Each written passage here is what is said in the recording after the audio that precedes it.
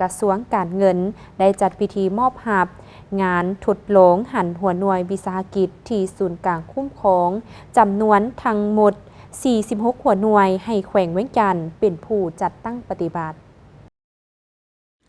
พิธีดังกล่าวได้มีขึ้นในวันที่23เมษายน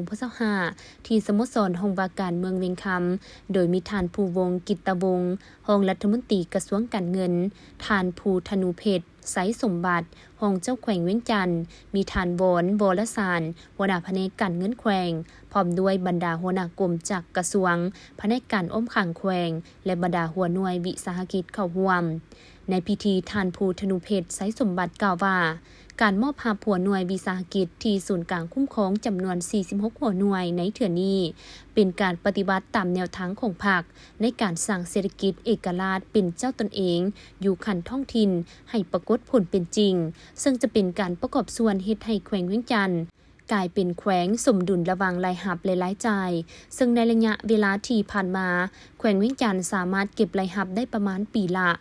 200กว่าตื้อกีบถ้าหากบวกกับรายรับที่จะเก็บจากวิสาหกิจ46หัวหน่วยที่ศูนย์กลางมอบให้ครั้งนี้จะเพิ่มเป็น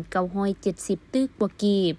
จากนั้นท่านผู้วงศ์กิตตวงศ์ยังได้มีคำเห็นและเรียกร้องมายังแขวงเวียงจันทน์บรรดากรมที่เกี่ยวข้องและหัวหน่วยวิสาหกิจจงสืบต่อประสานงานกันอย่างกลมเกลียวเพื่อพร้อมกันจัดตั้งปฏิบัติวิกงานคุ้มครองและจัดตั้งปฏิบัติการจัดเก็บรายรับให้ได้ตามแผนหรือกายแผนที่ศูนย์กลางเคยเก็บผ่านมา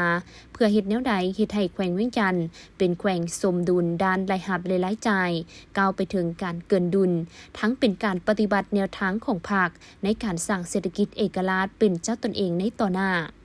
โอกาสนี้ยังได้มีการเผยแพร่บรรดาเอกสารสำคัญเป็นต้นข้อตกลงของรัฐมนตรีกระทรวงการเงินว่าด้วยการเฮ็ดทดลองมอบโอนหัวหน่วยวิสาหกิจให้10แขวงคุ้มครองในปี2025คำแนะนำของรัฐมนตรีกระทรวงการเงินว่าด้วยการทดลองคุ้มครองและติดตาม